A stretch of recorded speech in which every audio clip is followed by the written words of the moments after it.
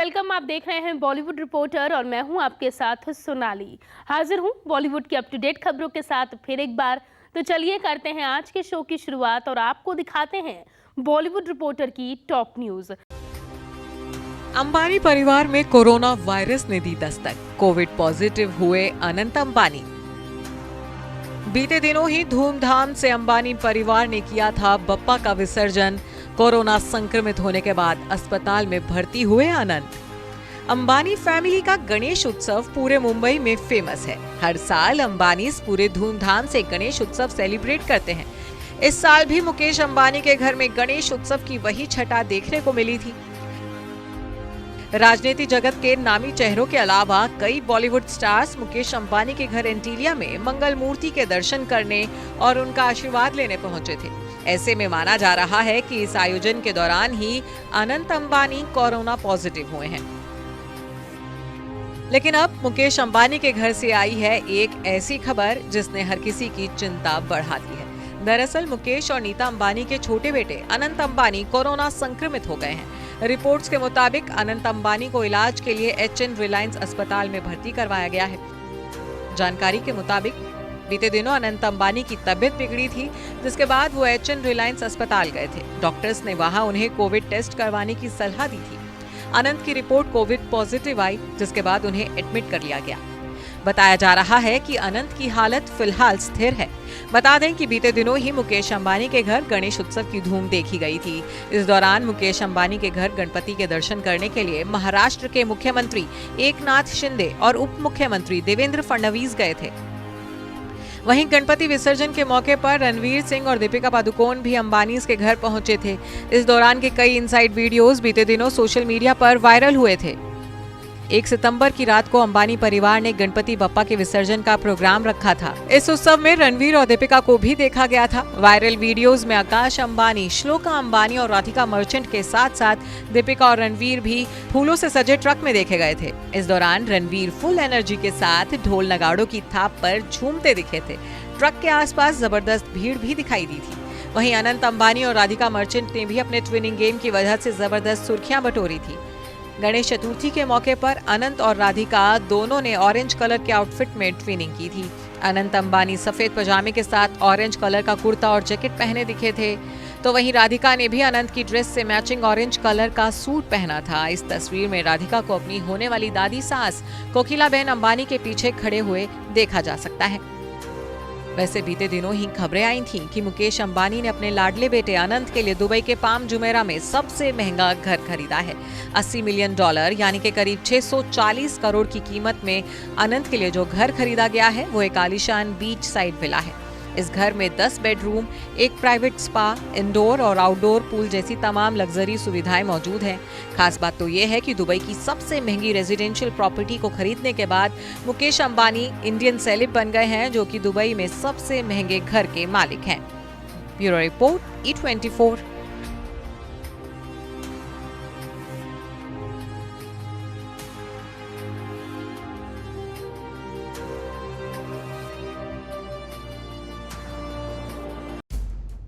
कंगना रनौत ने महेश भट्ट के धर्म को लेकर कही ये बात। बोली, फिल्म मेकर का असली नाम है असलम। पंगा क्वीन के एक बार फिर बिगड़े बोल। आलिया के पापा को लेकर किया हैरान करने वाला खुलासा। बॉलीवुड एक्ट्रेस कंगना रनौत अपने बोल्ड और बेबाक बयानों की वजह से चर्चा का विषय बनी रहती हैं। आए दिन वो बॉलीवुड और बॉलीवुड स्टार्स पर निशाना साधती रहती हैं। इस बार उनके निशाने पर आए हैं फिल्म मेकर महेश भट्ट, जिन्हें लेकर तो कंगना ने सीधे तौर पर चौंकाने वाले आरोप लगा दिए हैं। यहाँ तक कि बेबाक होकर बोलने वाली कंगना रनौत ने अब महेश भट्ट पर मुसलमान होने का आरोप लगाया है। दरअसल हाल ही में कंगना रनौत ने आलिया भट्ट के पापा और फिल्म मेकर महेश भट्ट का एक पुराना वीडियो शेयर किया है। इस वीडियो को शेयर कर कंगना ने महेश पर धर्म छुपाने का आरोप लगाया है। इस वीडियो में महेश मुसलमानों की एक सभा को संबोधित करते हुए फर्राटेदार अंदाज में उर्दू पढ़ते दिखाई पड़ रहे हैं। इस वीडियो को शेयर करते हुए कंगना ने कैप्शन में बेहद ही बेबाकी से लिखा, मुझे बताया गया कि उनका असली नाम असलम है। उन्होंने दूसरी शादी करने के लिए धर्म बदला था। उन्हें अपने असली नाम का इस्तेमाल करना चाहिए। अब धर्म बदल लिया हो तो उन्हें किसी धर्म को रिप्रेजेंट नहीं करना चाहिए। वहीं इस पर महेश भट्ट ने अब तक कोई रिएक्शन नहीं दिया है। वैसे ऐसा पहली बार नहीं है जब कंगना रनौत ने महेश भट्ट पर निशाना साधा हो। इससे पहले भी कंगना महेश भट्ट पर हल्ला बोल चुकी हैं।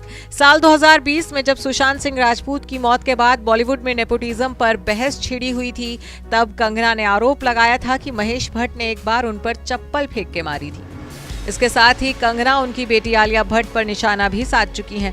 आलिया को तो वो ट्रोल भी कर चुकी हैं। बीते दिनों ही जब आलिया की फिल्म गंगूबाई काठियावाड़ी रिलीज होने जा रही थी, तब कंगना ने रिलीज से पहले ही ये भविष्यवाणी कर दी थी कि ये मूवी बॉक्स ऑफिस पर फ्लॉप होने वाली है। तब कंगना ने कहा था कि फिल्म की सबसे बड़ी गलती गलत कास्टिंग है। उन्होंने आलिया भट्ट को डैडीज एंजल और महेश भट्ट को मूवी माफिया कहा था। हैरानी की बात तो ये है कि आज महेश पर गंभीर आरोप लगाने वाली कंगना ने साल 2006 में आई फिल्म गैंगस्टर से बॉलीवुड में डेब्यू किया था। ये फिल्म महेश भट्ट के प्रोडक्शन हाउस की थी, लेकिन आज आलम ये है कि वो आए दिन महेश भट्ट पर कई गंभीर आरोप लगाती नजर आती हैं। कंगना के वर्क फ्रंट की बात करें तो एक्ट्रेस हाल ही में फिल्म धाकड़ में नजर आई थी। कंगना की ये फिल्म पर्दे पर बुरी तरह पिटी थी। अब एक्ट्रेस इमरजेंसी में नजर आने वाली हैं। फिल्म में वो भारत की पहली महिला प्रधानमंत्री इंदिरा गांधी का किरदार निभा रही हैं और इसका डायरेक्शन भी वो खुद कर रही हैं। इसके अलावा वो नवाजुद्दीन सिद्दीकी की लीड रोल वाली फिल्म टीकू वेड शेरू को प्रोड्यूस भी कर रही हैं। Bureau report E24।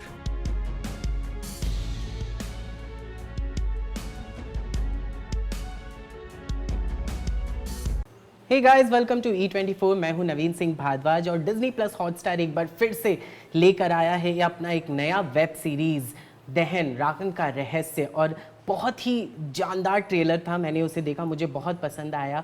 और जैसा कि शो के डायरेक्टर ने कहीं पे ऐसा कहा है कि ये पौराणिक और समतत्व से रिलेटेड है एंड आपको ये बहुत ज़्यादा पसंद आएगी। मुझे भी वो चीज़ लाइन्स बहुत ही सही लगा। We have the captain of the ship यहाँ पे विक्रांत, आपका बहुत बहुत स्वागत है। एंड दो बहुत ही जानदार कलाकार जिन्हें हम कह सकते हैं कि इंडियन फिल्म इंडस्ट्री को ये गिफ्ट कह सकते हैं, हमारे साथ है तिस्का एंड राजेश सर। आपका बहुत बहुत स्वागत है E24 पे। कैसे हो आप लोग? Thank you Naveen, how are you? एकदम बढ़िया। बहुत अच्छे हैं। आपने आपकी बात सुन के तो मतलब और जाना बिल्कुल और जाना। मतलब ये झूठ है लेकिन दिल खुश झूठ हुआ। है।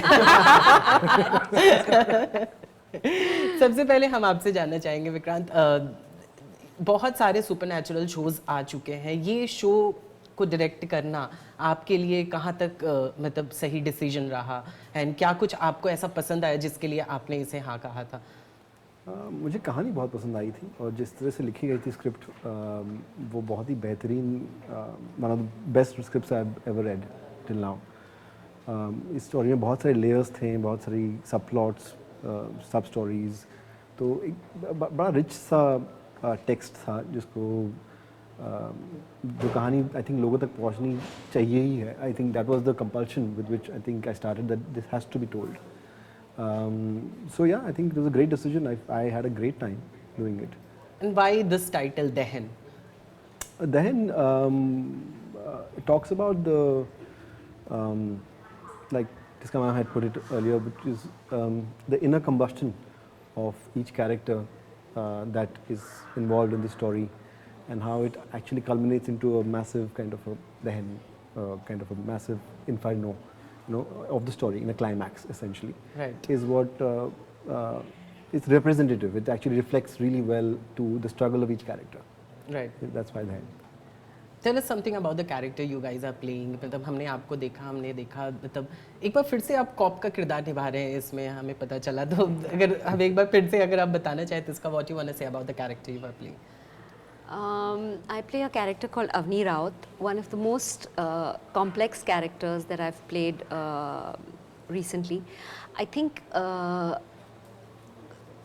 we were just talking about it कि conflict जब होता है तो एक्टर के लिए you don't want any conflict in your personal life. You want a lot of conflict in your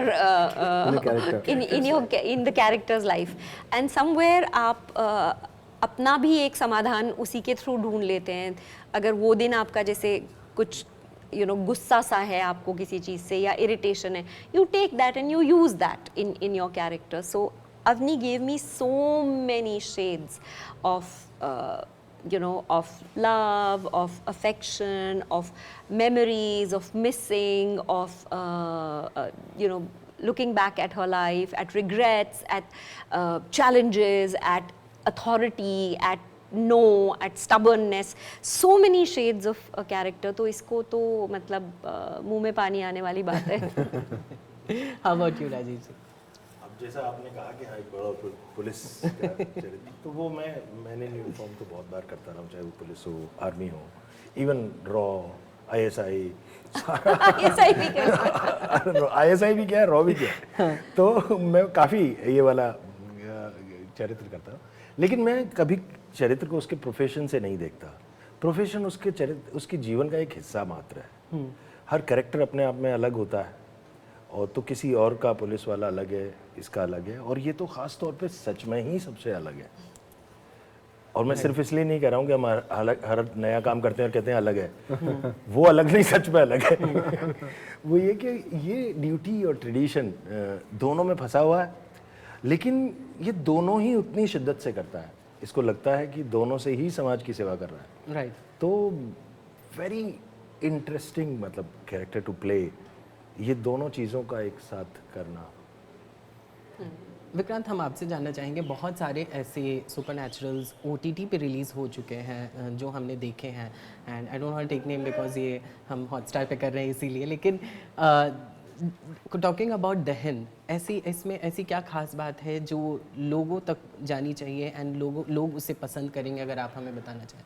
So this is a unique story in which I think along with the mystery and thrill of the supernatural, there is also an investigative kind of the character of Avni is trying to find the reason why things are happening.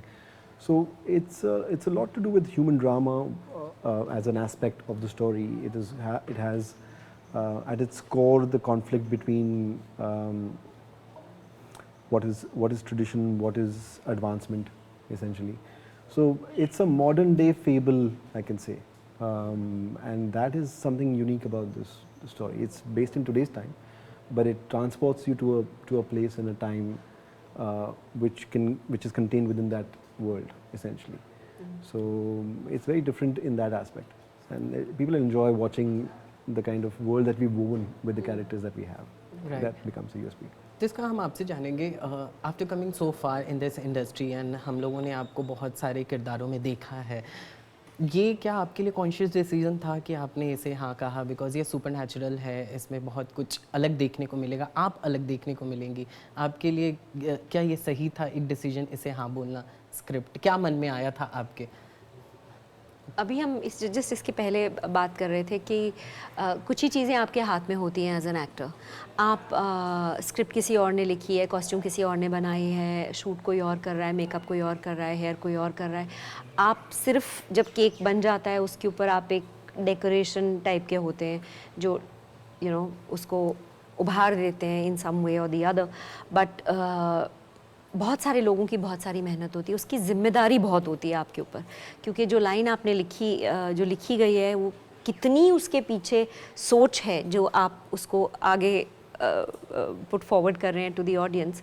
I feel that it is really wonderful that female actors are getting that opportunity and that responsibility to be able to take those kind of stories, because अगर दुनिया को देखें तो 50% men and 50% women है. Right. तो we were only seeing stories from 50% point of view of the world के भाई women were always like, या तो मैं अक्सर बोलती हूँ 16 से लेकर 25 तक बेब, उसके बाद 25 से लेकर 40 तक भाभी, और फिर उसके बाद forever बीजी. तो then those are the prototypes that you are seeing, babe, भाभी, बीजी kind of thing. आप flower pot हैं, ये नहीं तो वो नहीं तो वो. But there's coming a time where I think के women are shouldering the responsibility and they're doing it beautifully well. Whether it is a Badhai ho, or it is a Aranyak, or it is a Delhi Crime, or Arya, or whatever. I mean, girls are really kicking butt, and that's wonderful because there's so many stories and so complicated and so wonderfully good to watch. They're entertaining for men and for women. So I think it's a great time. So yes, it was I think it was a very good decision to take. Rajesh sir, कब क्या आप मतलब after coming this far, same सवाल ही है मेरा, almost है related, क्या आप मतलब ये तिस्का आपसे भी है, क्या आप लोगों को भी जब आप नए किरदार को निभाते हैं तो आप लोगों को भी क्या परफॉर्मेंस प्रेशर होता है कि क्योंकि फैंस को एंड ऑडियंस को आप लोगों से बहुत ज़्यादा उम्मीदें हैं, तो इस वजह से क्या आप लोगों को भी कुछ इस तरह के प्रेशर होते हैं?